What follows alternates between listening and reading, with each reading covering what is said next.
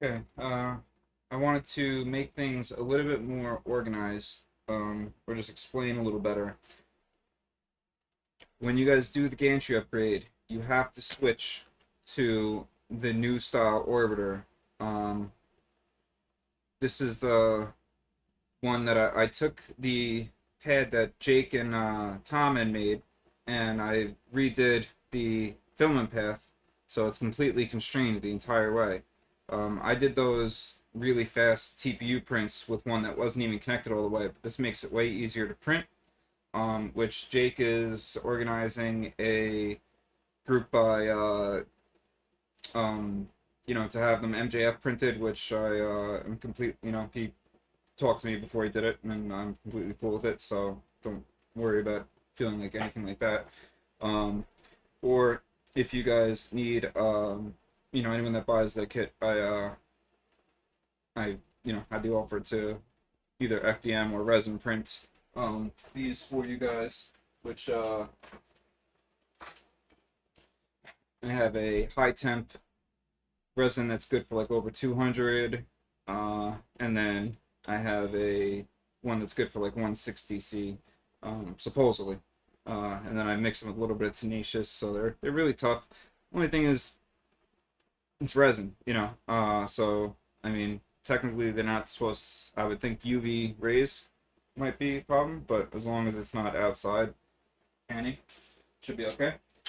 But also, I started resin printing these, so if anyone has the kits and they want, or even if like the European guys want, I can print like a whole bunch of them and shoot a package over to one of you, because I wish I had been better with the resin printing when I first made the kit, because now I'm gonna start resin printing all the ancillaries. Anyway, that's one. Two is you can resin print the cable chain. I mean, you can print your own cable chain, and I honestly think the printing cable chains work amazingly. They work really good. The only thing that I didn't like is sometimes you have to make the clamp like zero point 0.1 bigger. I mean, 1% bigger, something like that, just so it holds in nice and tight. Um, and then one other thing you can do is for this end piece, you can actually snip off. You can actually snip off these stops.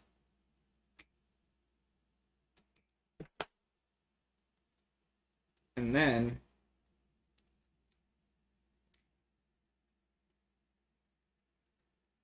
gotta do a little bit more. Okay. Gotta make this part round too. Actually, you probably didn't have to snip the other part. Who knows? So you snip these off, and now that allows this to bend down, which is kind of important for connecting to the tool board. It's the difference between this or this, so it makes you need like two less links. So yeah, recommend doing that. I actually have to do it on mine. Anyway, so this is how I laid out the files now. So basically, you want one in each number. So you have one, which is either a tool board holder or the carriage mount, and that's the piece that that holds the cable chain and mounts to the X. Let's see if this actually works. So this is the tool board holder one, but you can see what it is. It's that piece, which once again should have been sent to everybody.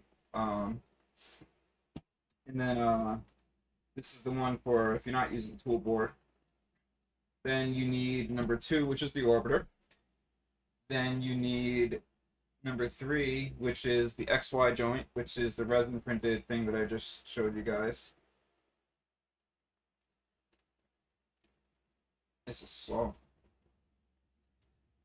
This piece. Then four is retainer. These are important. These are those little things for the bottom of the motor jigs, not the metal pieces that I sent you, because I realized a lot of people got confused and thought they had these because they thought it was the metal pieces. This is different. The metal pieces are dual T-nuts for holding the, you can use regular nuts too, for holding the rail. These are for keeping the pins from falling at the bottom. Then BL Touch mount. There's different style mounts. I mean, honestly, they're so small. You could print, I'll just print all of them. Because one is for mounting on the right side if you're using this, if you're using a fan duct on the left. Then the other one's for mounting on the left if you're using bird air or if you're using a mosquito. And then these are hot end fan mounts, which also has holes in it for bird air, so don't get thrown off by the bird air, because even if you're using regular, you can still use this one. It just has the holes in it. And this just mounts a standard 30mm fan, so it can work for dual hot ends or single hot ends. Then there's a version for the Dakota, which you need all three of these, because it's a clamp. It's a much better setup. I'm actually going to convert this one to the clamp setup too.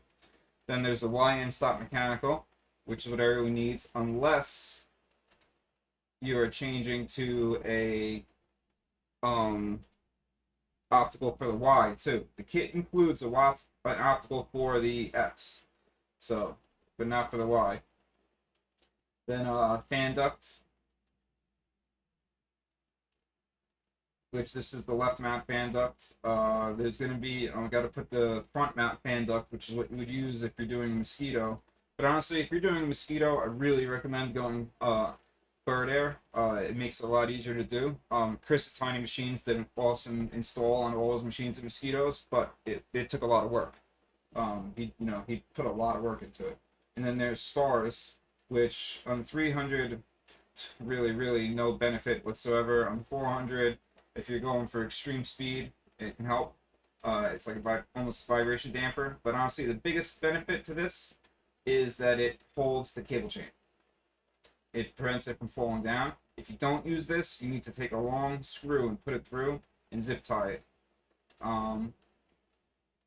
And yeah, I think that's everything. Your XN stop mounts to this piece, and this and then this piece triggers it. Those are all the parts that you need. I have a pre-sliced files in for the two most common size printers. And that's about it. If you're resin printing stuff, just be warned that you might have to do a little bit of tweaking with size, but it really shouldn't be much. I'm gonna show you the daily ring settings that I'm using, because it does have an effect.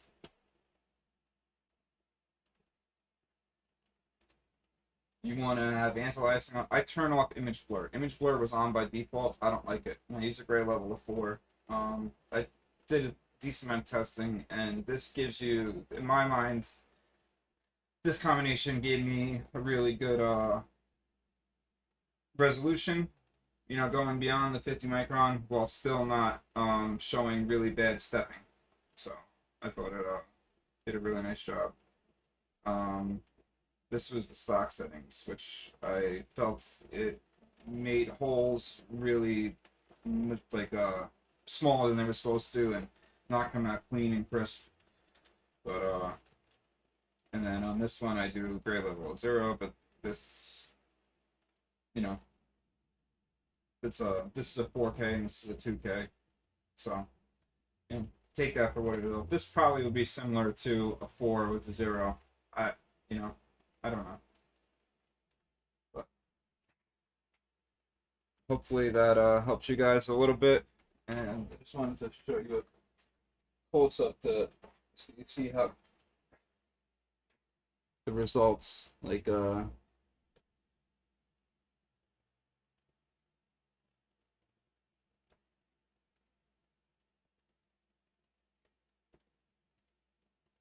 actually comes out pretty damn good.